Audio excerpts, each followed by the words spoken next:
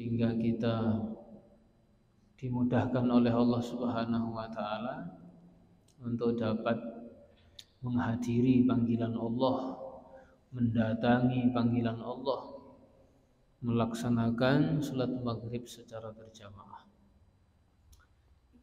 Salawat beserta salam senantiasa kita haturkan kepada kekasih kita, junjungan kita yang mulia Nabi besar Muhammad sallallahu alaihi wasallam, berikut para keluarganya, para sahabat-sahabatnya, dan para pengikutnya ila yaumil qiyamah.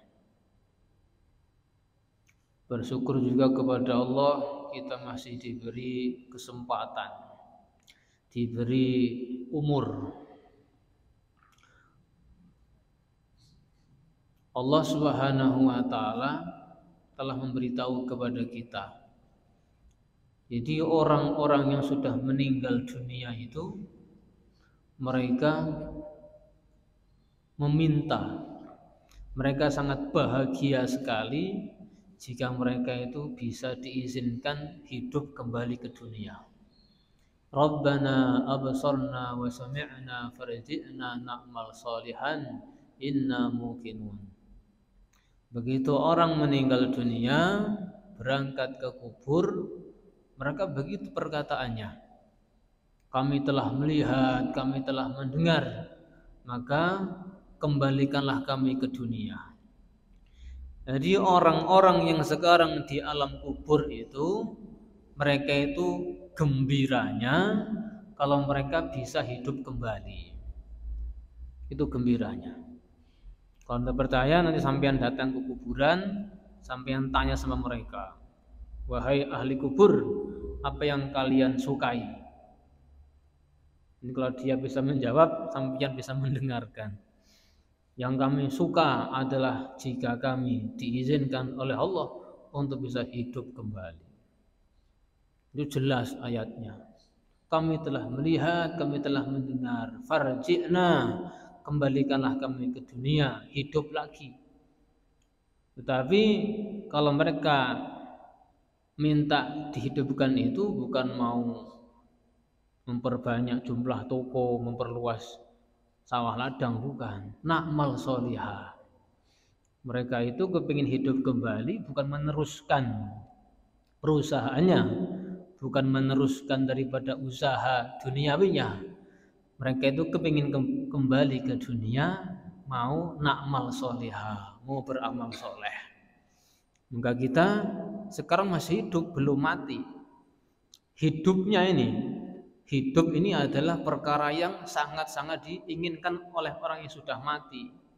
Sekarang kita masih hidup, maka ini kesempatan memperbanyak amal.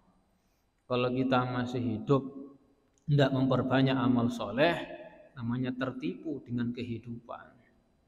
Kalau sudah mati baru nanti faham. Akhirnya kita juga termasuk orang di dalamnya. Ya Allah, saya sudah melihat, mendengar, pulangkanlah saya ke dunia.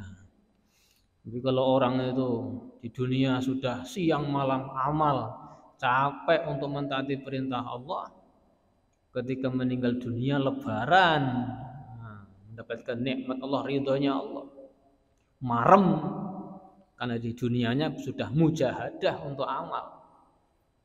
Kalau orang di dunianya mujahadah bukan untuk amal, berangkat ke alam kubur pengen balik. Nah, kita bersyukur telah diberi oleh Allah Subhanahu wa taala nikmat kesempatan kesehatan masih bisa hidup. Nah, kita gunakan untuk memperbanyak amal soleh. Sekarang kita mau melanjutkan pembahasan masalah fikih. Kemarin membahas masalah air. Ada 7 macam air yang dapat dipakai untuk bersuci. Yang pertama air hujan, yang kedua air laut, yang ketiga air sungai, yang keempat air sumur, yang kelima air mata air atau sumberan, yang keenam air salju, yang ketujuh air embun. Dari 7 macam air itu dibagi 4 golongan. Golongan yang pertama empat jenis air tadi itu termasuk air yang suci mensucikan. Airnya suci, kemudian bisa dipakai untuk mensucikan. Bisa untuk berwudu, bisa untuk mandi jinabat, bisa untuk menghilangkan najis.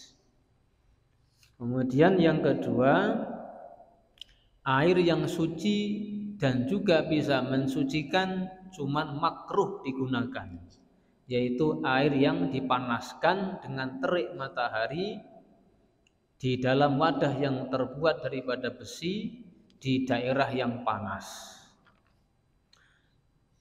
Nah, sekarang lanjut pada pembagian air yang ketiga. Wal qismus tsalis, pembagian air yang ketiga, tahirun fi nafsihi, adalah air yang suci fi nafsi pada zatnya air, ghairu mutahhirin, yang tidak mensucikan li ghairihi kepada yang lain.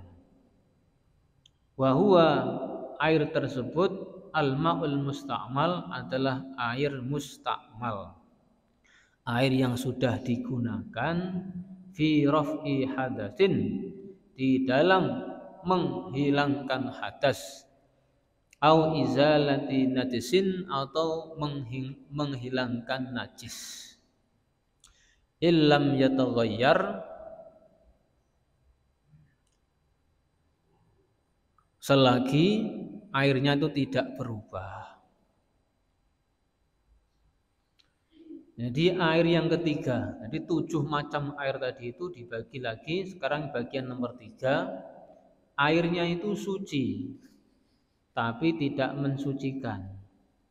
Berarti bisa dikonsumsi, cuman tidak bisa dipakai untuk wudu, nggak bisa dipakai untuk mandi jinabat, nggak bisa dipakai untuk menghilangkan najis. Itu air mustakmal. Air mustakmal adalah air yang sudah digunakan untuk menghilangkan hadas, yang dipakai untuk wudu, yang dipakai untuk mandi jinabat, menghilangkan najis, itu ada air mustakmal. Itu suci airnya, cuman nggak bisa dipakai untuk bersuci, bisa dipakai untuk keperluan yang lain, untuk minumin hewan ternak, atau untuk cuci kaki, cuci tangan bisa. Ya, untuk bersuci tidak bisa. Oke. Kemudian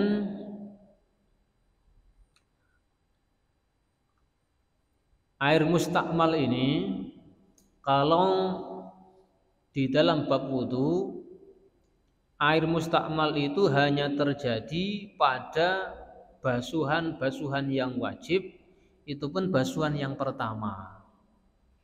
Wudu itu kesunahannya pertama membasuh kedua telapak tangan, itu sunnah.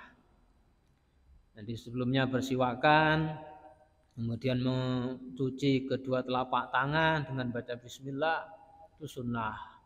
Kemudian kumur-kumur, istingsak, itu hukumnya sunnah. Naik kepada membasuh muka, itu baru masuk fardunya wudu yang pertama, membasuh muka. Ketika kedua telapak tangan kita mengambil air, kemudian membasuh muka kita dengan niat wudu, setelah rata, air yang lepas dari wajah dan tangan kita itu namanya mustakmal. Basuhan yang pertama, basuhan wajib itu yang pertama. Kalau sudah rata, ngambil air yang kedua, yang ketiga, airnya itu bukan mustakmal lagi, tetap suci mensucikan.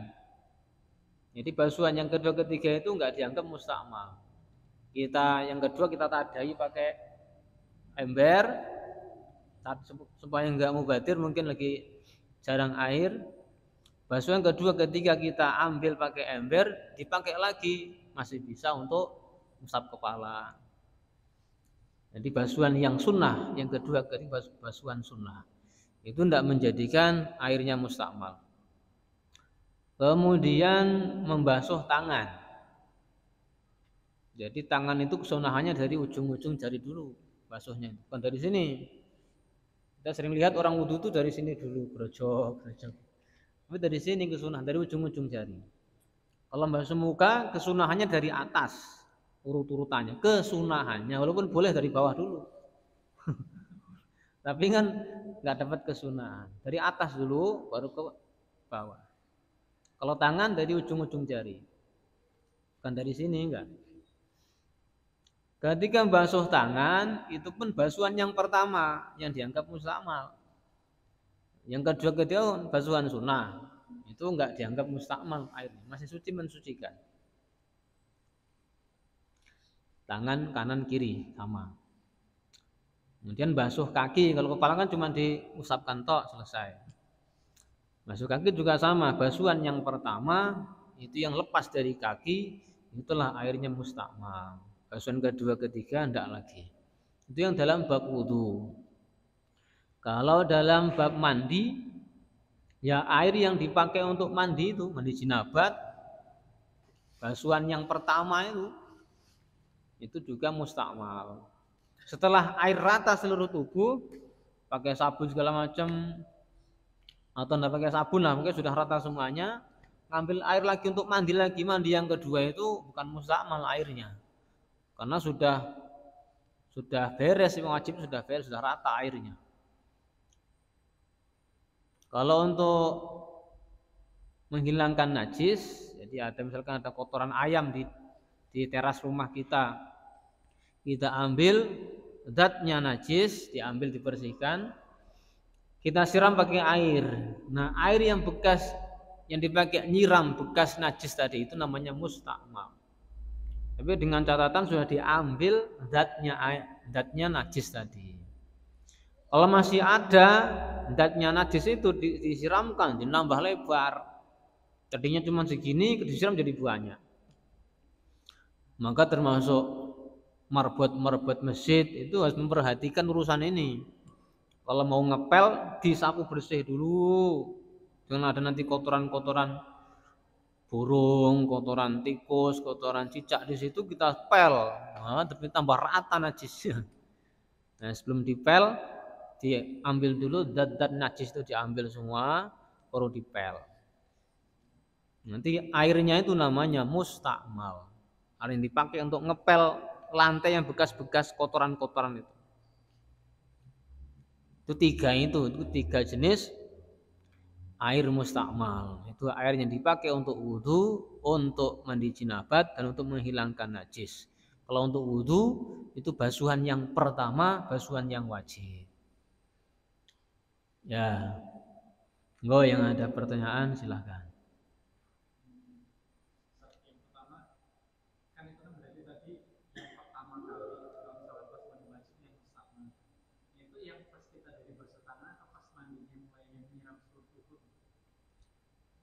Jadi mana anggota yang disiram itu nanti air yang mustakmal. Misalkan kita kan sudah kita basahin tangannya ini sudah aman. Kita ambil air mandi. Ya air yang lepas dari tubuh itu mandi jinabat. Mau kepala, mau kaki dulu, mau tangan dulu. Mana anggota yang disiram pertama kali, ya air yang lepas itu namanya mustakmal. Kadang-kadang kan ada yang dingin nanti kakinya dulu siram urutan. Jarang yang langsung atas tuh karena mungkin dingin. Seringnya itu dimulai dari kaki dulu. Ya mustakmal. Nisbat dengan yang mana yang disiram lebih awal. Memang kemarin kita sampaikan itu kalau kita mandi jinabat untuk kehati-hatian, mungkin airnya sedikit, yang penting tangannya dulu yang disiram. Tangan ini nanti yang berpengaruh. Kita sudah niat mandi jinabat, gayungnya di dalam ember, kita ambil dengan tangan kita langsung mustakmal semua. Karena tangan masih junub, sudah niat mandi jinabat, masukkan tangan ngambil gayung di dalam ember, dalam bak yang airnya sedikit, mustakmal semua. Untuk kehati-hatian tangannya disucikan dulu, tangan yang difungsikan untuk ngambil air itu disucikan dulu. Nah, aman. Yeah. Itu batasan untuk ketemunya kalau kita air yang bercampur dengan wadah air bercampur dengan air yang mustakmal kayak tadi contohnya tangan kita tadi masih dalam keadaan Itu batasannya ada nggak? Airnya Ya, di bawah 300 liter lah. kalau lebih itu berarti tidak. Enggak, kurang dari itu. Kalau ukuran perseginya 60 cm persegi. Bak itu baknya batas 2 kula. Kalau 60 meter 60 cm itu kurang lebih 360 Liter. ya. Jadi bak ukuran segitu itu bisa masuk ukuran banyak. Ukuran 2 kula, ukuran banyak, ukuran 2 kula. Ini kalau bikin bak ukuran 60 cm persegi. Nanti dihitung air banyak. Kalau airnya banyak enggak masalah. Masukin tangan enggak apa-apa. Nah, airnya cuma sedikit, pakai bak kecil mandi jinabat. Kalau pakai shower aman, enggak ada. Pakai bak ini yang kadang-kadang jadi mustakmal semua. Ada yang lain mungkin? Masalah wudhu, kadang-kadang pernah kita lihat wudhu itu dalam kita nimba air 1 ember itu kita dikobok. Dari pertama sampai selesai. Memang itu wudhunya orang zaman dulu dikobok. Karena dulu belum ada sanyo, belum ada listrik. Semua orang-orang zaman dulu itu wudhunya pakai kobok, pakai tangan. Kalau kita wudhu dengan air 1 ember dengan cara dikobok atau dengan menggunakan 2 tangan. Yang pertama langkahnya bersihkan dulu tangan kita. Kalau tangan kotor segala macam dibersihkan dulu.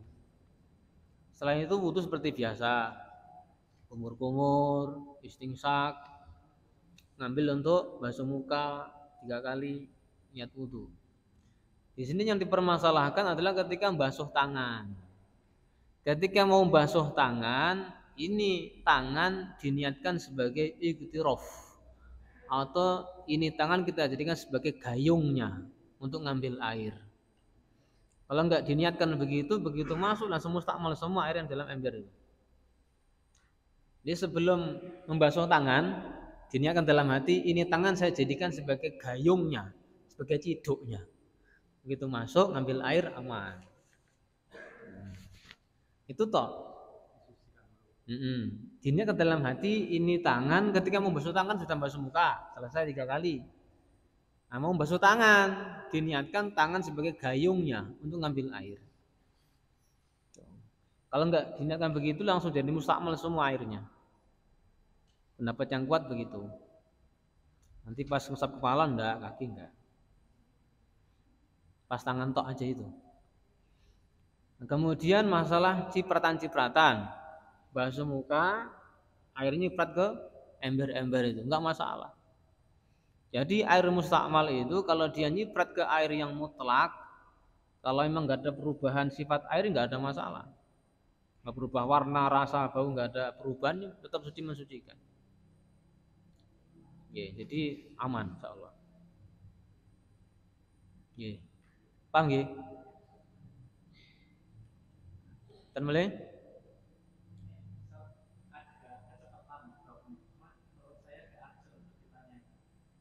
Enggak apa-apa. Kalau untuk pertanyaan bebas saja. Masalah membatalkan wudhu.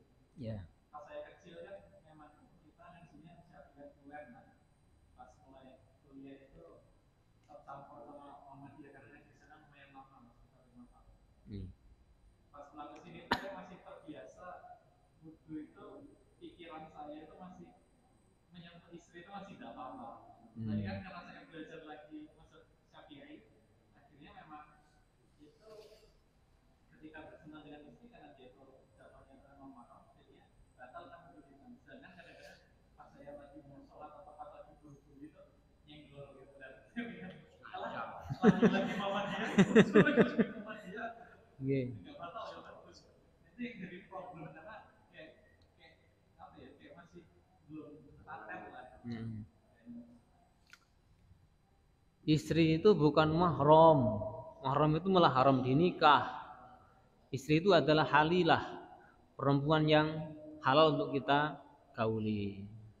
Kalau mahram tidak batal kita sentuh. Kalau istri itu ya batal wudu kita. Ya, memang ada hadis yang Nabi itu pernah megang istrinya ketika sedang sholat. Cuman mazhab Syafi'i itu berpendapat beliau memakai apa namanya ini penghalang, ada penghalang langsung ketemu bersentuhan kulit, enggak. Hadisnya itu kan menyentuh istrinya, cuman dipahami oleh madhab itu bukan langsung bersentuhan kulit, tapi ada penghalangnya, sehingga tetap lanjut sholat. Jadi pendapat Mas Syafi'i tetap batal kalau nyentuh istri, selagi dia nggak ada penghalangnya. Kalau cuma nyenggol toh ada penghalang baju kain ya enggak apa-apa. Nyenggol toh ada penghalangnya enggak apa-apa. Kalau nyenggol langsung bersentuhan kulit ya batal. Jadi istri bukan mahram tapi halilah. Ini dengan mahramnya. Loh, mosok istri mahram. Ya haram. Mahram itu adalah orang yang haram dinikah. Kalau istri mahram ya jangan dinikah. Itu halilah, perempuan yang halal untuk kita apa-apakan. Yang lain ada?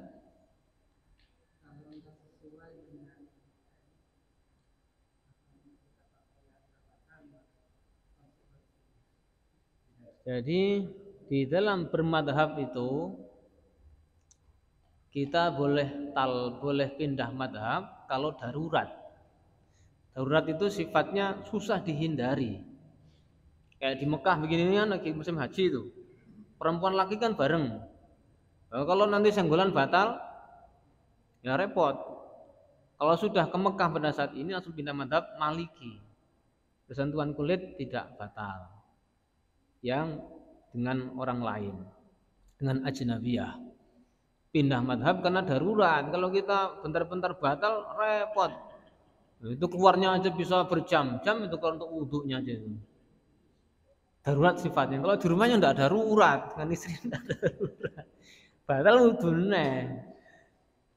Masih bukan darurat. Darurat itu pokoknya susah dihindari dan payah lah kalau kita enggak bisa pindah madhab itu.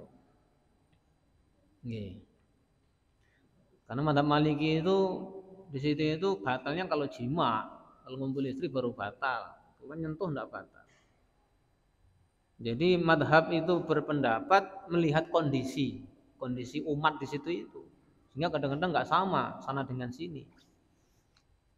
4 madhab itu kadang-kadang beda-beda pendapat. Kalau lihat kondisi umat di berbagai tempat itu beda anunya, beda fatwanya.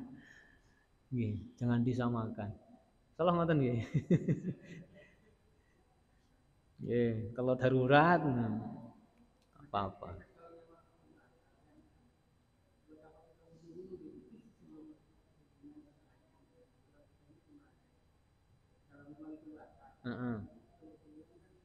Oh, itu ada nilai plusnya. Ada nilai plusnya. Enggak apa-apa, ada nilai plusnya. Bersuci sebelum bersetubuh. Nanti ada nilai plusnya. Nanti hasil anaknya di anak yang suci kan luar biasa. Dilihat amaliyah yang sebelumnya itu. Ya ada.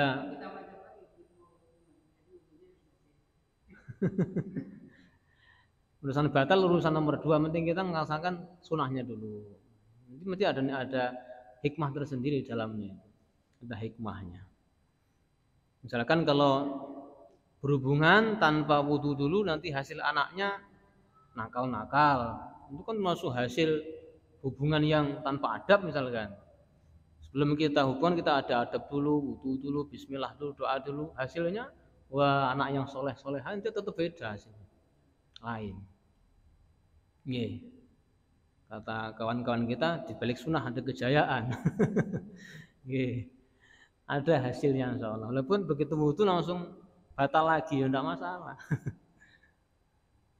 Ada hikmahnya. Yang lain ada? Nggih.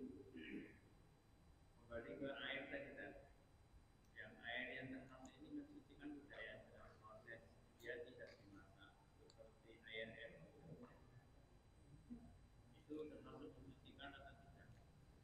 Kalau secara teknisnya itu kalau memang secara dengan dengan peralatan teknologi ini kan memang ada beberapa unsur yang ditekan, ada beberapa unsur yang dikuatkan. Nggih. Air RO nggih. Itu masih disebut air mutlak. RO itu hanya mereknya saja. Jadi kalau air yang memang asli air mutlak itu dia tidak punya nama, ya air tok, nama itu air tok. Kalau air RO kita taruh di jeding, namanya air apa? Ya sama, ya air jeding, jadi berubah merek. Ditaruh di botol aqua, berubah merek. Tapi tetap air mutlak aja. Air mutlak itu nggak punya nama. Kalau merek banyak, Tripanca merek, Aqua merek, air galon merek, Sulingan merek, semua merek-merek semua. Tapi aslinya ya air. Nah, itu namanya air mutlak. Merek tidak membatalkan pembatasan. Artinya kalau mutlak masih bisa. Itu air yang bisa dipakai untuk bersuci yang mutlak itu, suci dan mensucikan. Yeah. Kalau ada air RO, kita kumpulkan semua jenis air yang ada mereknya itu, ada 10 merek air. Ada Tripanca, ada mineral, ada macam-macam 10 merek. Kita tuangkan jadi satu ke sebuah bak. Kira-kira bisa dibedakan enggak? Ini RO yang sebelah sini, ini Tripanca sebelah sini. Enggak, kalau sudah nyatu hilang semua merek itu. Bisa air pokoknya. Enggak punya nama dia. Merek itu bukan nama. Bukan nama air, hanya merek saja. Itu di luar air. Walaupun ada 200 merek air, ketika dibongkar jadikan satu ya tetap air. Gak bisa dipisah-pisah. Beda dengan air yang sudah punya nama. Air kopi punya nama, air teh punya nama. Air teh walaupun dipindah ke ember tetap air teh juga.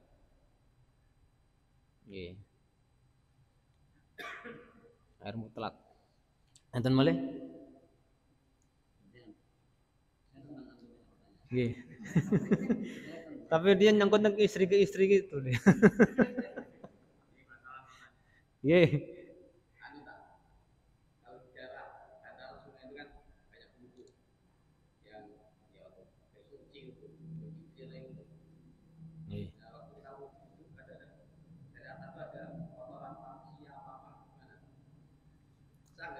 Dilihat jumlah airnya dulu.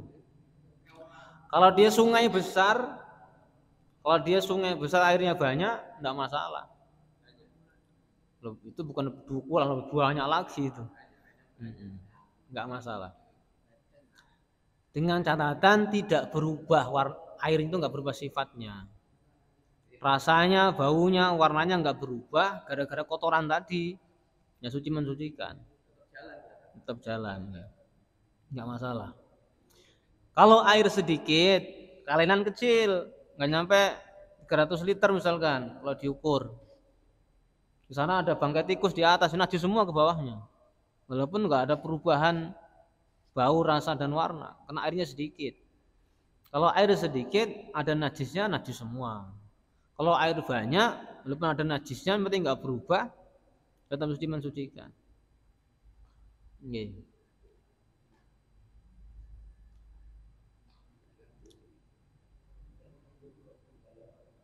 Kalau air sulingan bagaimana? Air sulingan, air limbah disuling, jernih lagi. Bagaimana hukumnya?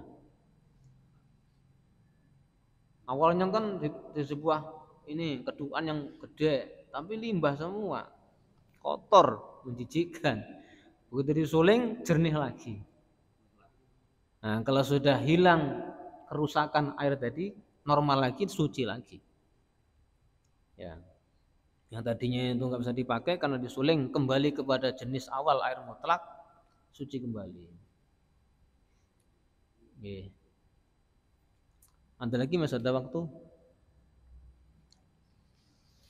Bab lain juga boleh, bab lain. Atau ada bab korban yang kemarin ada sesuatu yang ditanyakan boleh juga. Oke.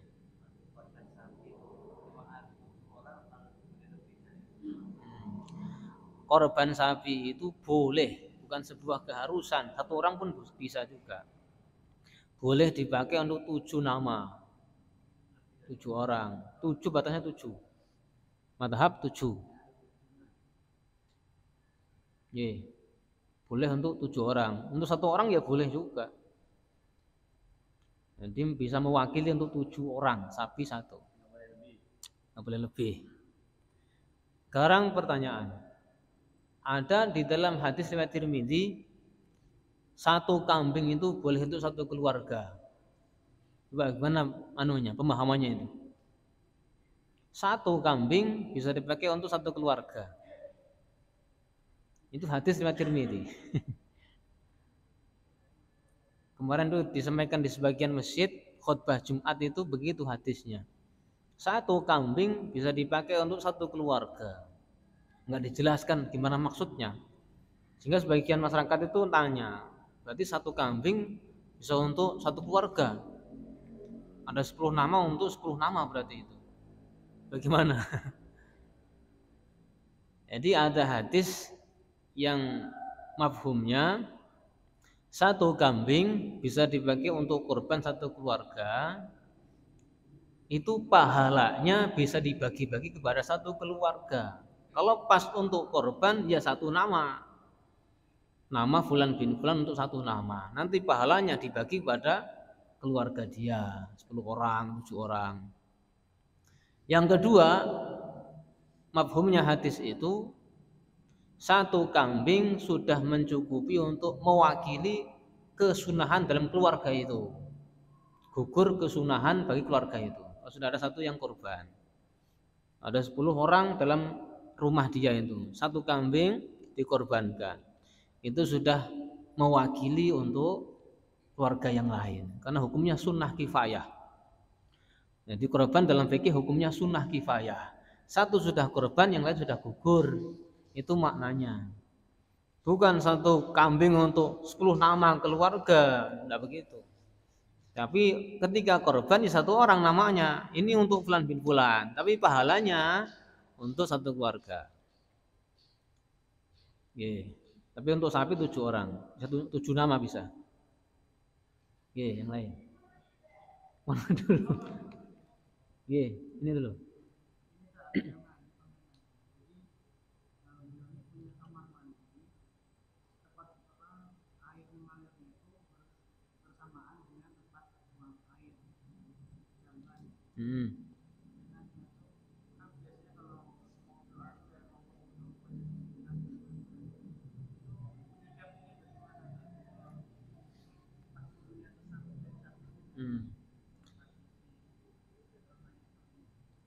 Kalau bisa wudunya di luar jamban supaya menyempurnakan kesunahan wudu.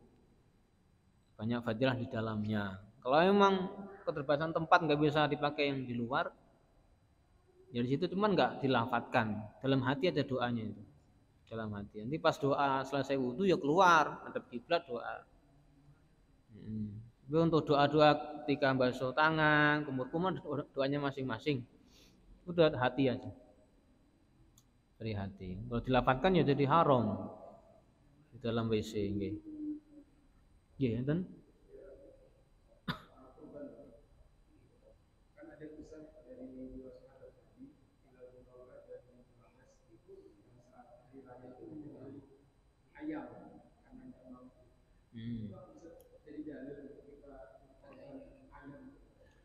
Itu kalau dalam madhab itu hukumnya lemah. Memang ada keterangan begitu, ada yang berpendapat begitu. Bagi orang yang miskin, tidak mampu sama sekali, itu bisa korban dengan ayam. Tapi nggak boleh di bawahnya, dok nggak bisa, ayam. Itu lemah. Tapi itu ya bisa dipakai mungkin karena ada berpendapat begitu itu.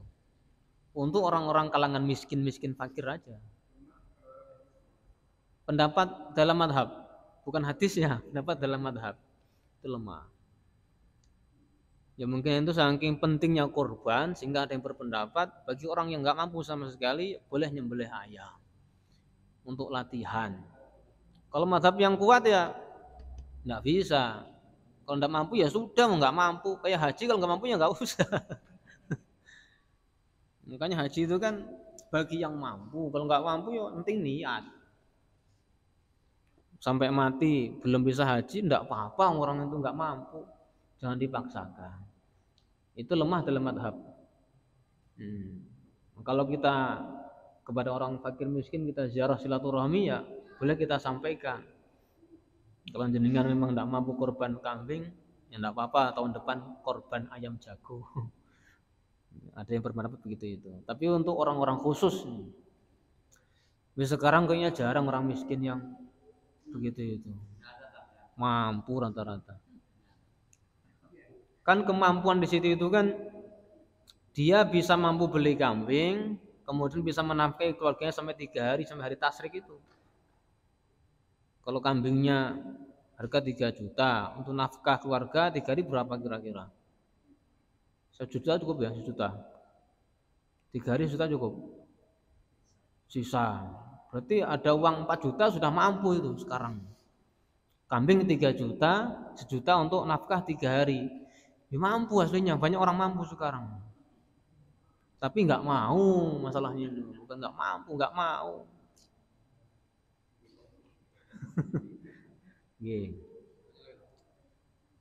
Korban umpamanya yang ngasih korban itu non muslim, maka orang muslim kayak perusahaan kayak di Lampung ya, itu non muslim, jadi berbagi kambing, itu gimana?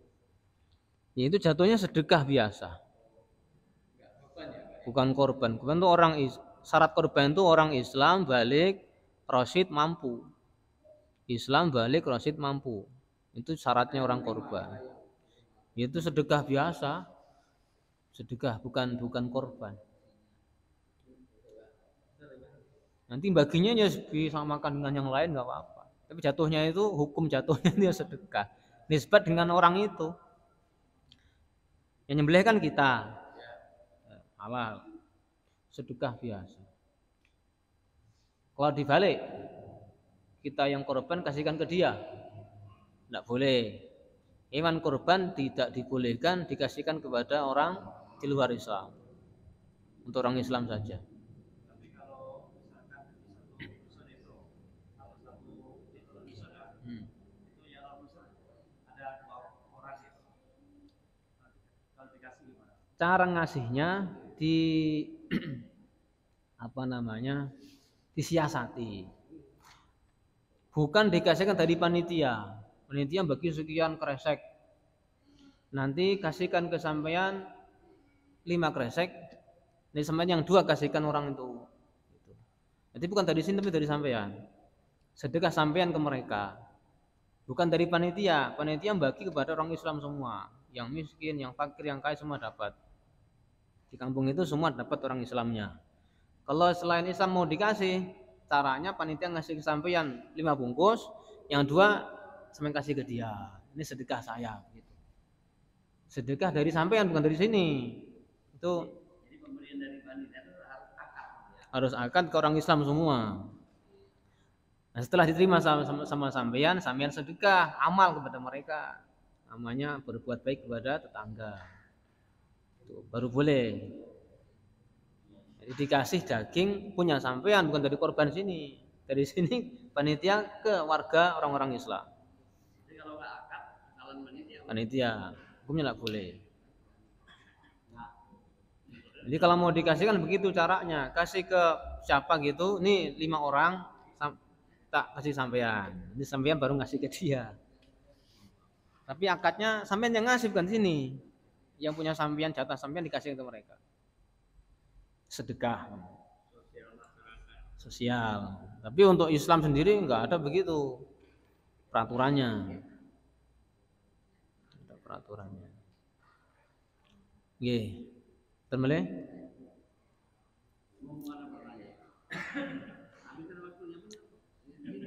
Ada yang korban untuk yang sudah meninggal? Ada. Bagaimana hukumnya orang korban untuk orang yang sudah meninggal?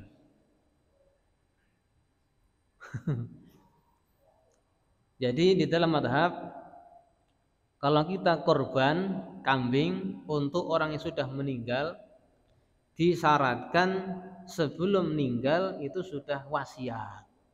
Saya wasiat nanti kambing yang di kandang itu disembelih untuk korban. Itu baru dilangsungkan korbannya untuk si mayit. Kalau dia enggak wasiat, tidak dibolehkan korban atas nama jenazah atau si mayit. Terus bagaimana supaya bisa?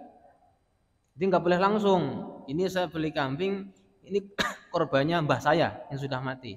Nggak boleh. Kalau dia nggak wasiat, nggak boleh. Bolehnya bagaimana?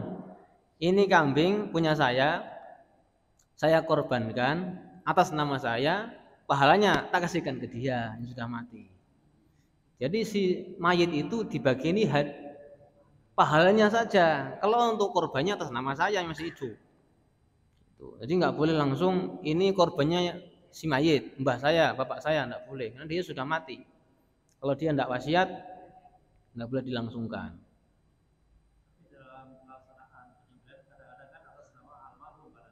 Itu makanya perlu diluruskan.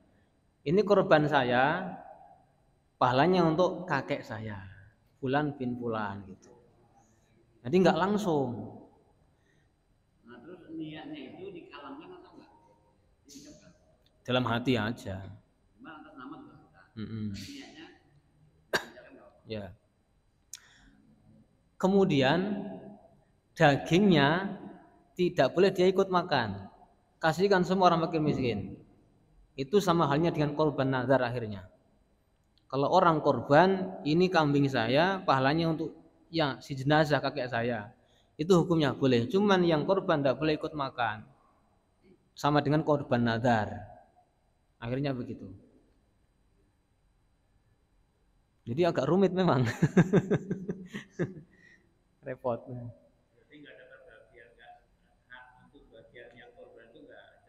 Kalau dia mau dikasih jangan dari situ, daging yang lain.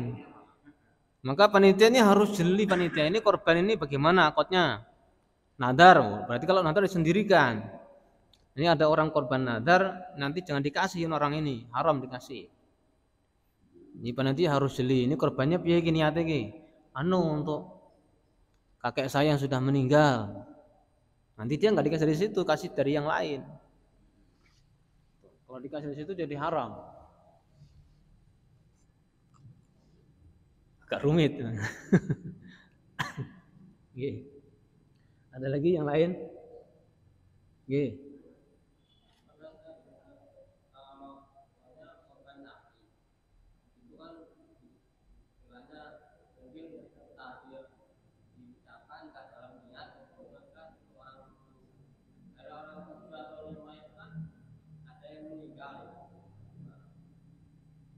Oh, ada yang meninggal sebelum penyembelihan.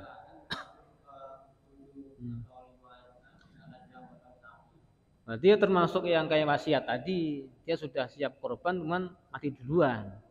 Berarti ya disembelih untuk dia, nama dia. Termasuk sejenis wasiat lah. Ya niatkan masing-masing. Cuma kalau kondisinya yang pertanyaan tadi, kalau kondisinya yang memang mencantumkan nama, ya dia bukan wasiat. Misalnya saya, bapak saya misalnya sudah meninggal. Ini korbannya ini saya ikuti rombongan sapi yang 7 orang tadi. Itu diniatkan dari sampean niatnya. Jadi ini korban Cak Nur, pahalanya untuk mbah saya. Tapi dalam hati aja nggak apa-apa, nggak perlu diakotkan. Tapi nanti untuk kehati-hatian harus disampaikan ke panitia. Ini korban saya, tapi untuk pahalanya untuk kakek saya ini Fulan bin Fulan. Nanti kalau saya mau dikasih daging jangan dari sini, dari yang lain.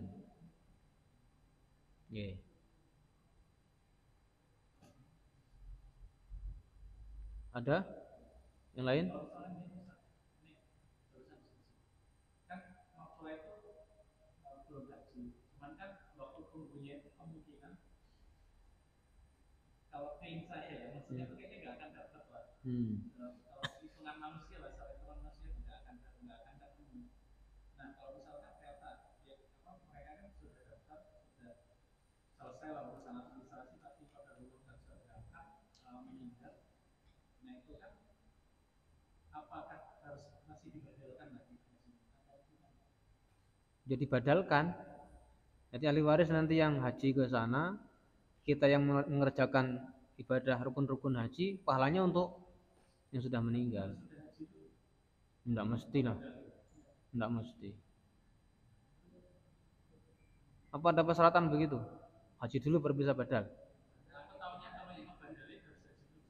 Itu kalau itu mungkin pengaturan pemerintah mungkin, saya kurang tahu. Ini maaf ya, ini yang terjadi sekarang. Yang antum tanyakan itu terjadi di Usman kan.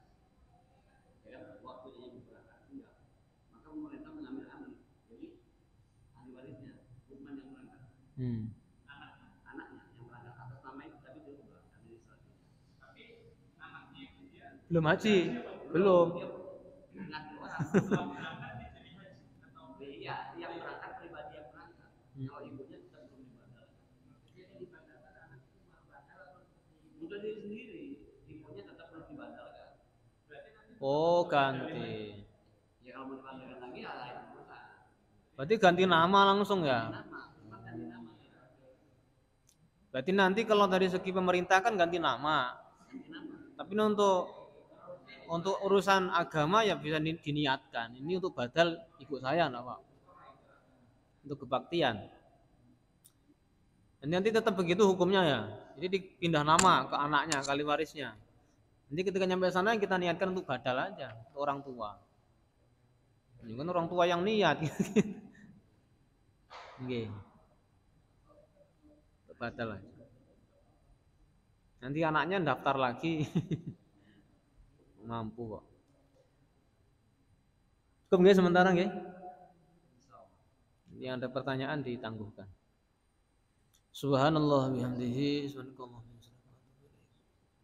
untuk materi besok gambarannya apa? Hilangkan dulu. Besok ini ngisi siapa ya? Dari rumah itu nanti dipersiapkan.